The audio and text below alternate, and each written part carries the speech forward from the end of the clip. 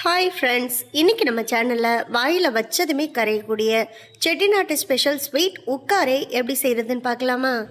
இதை செய்கிறதுக்கு ஒரு குக்கரில் 1 கப் அளவுக்கு பாசிப்பருப்பு சேர்த்து நல்லா ஒரு 2 முறை வாஷ் பண்ணிவிட்டு 1 கப் பாசிப்பருப்புக்கு 2 கப் அளவுக்கு தண்ணி சேர்த்து குக்கரை மூடி போட்டு மூடி வச்சு விசில் போட்டு 4 விசில் விட்டு நல்லா ப்ரெஷர்லாம் ரிலீஸ் ஆன பிறகு இப்போ குக்கரை ஓப்பன் பண்ணி பார்த்தோன்னா பருப்பு நல்லாவே வெந்து வந்திருக்கும். இதை நல்லா மேஷ் பண்ணி தனியாக எடுத்து வச்சுக்கலாம். அடுத்ததாக இன்னொரு பாத்திரத்தில் 2 கப் அளவுக்கு வெல்லம் சேர்த்து அதே கப்பால் 1/4 கப் அளவுக்கு தண்ணி சேர்த்து வெல்லத்தை நல்லா உருக்கி வெள்ளைப்பாகு காய்ச்சி எடுத்துக்கலாம்.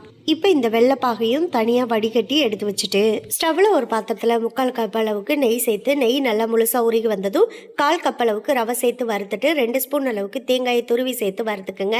மேஷ் பண்ணி வச்சிருக்க பருப்பையும் சேர்த்து நல்லா கலந்து விட்டு பாத்திரத்தில் பருப்பு ஊட்டாமல் இந்த அளவுக்கு சுழண்டு வரும்போது வடிகட்டி வச்சிருக்க வெள்ளைப்பாகை சேர்த்து நல்லா கலந்து விட்டுக்குங்க. பாகு சேர்த்ததுக்கு அப்புறம் ரொம்ப தண்ணியாக இருக்கும்.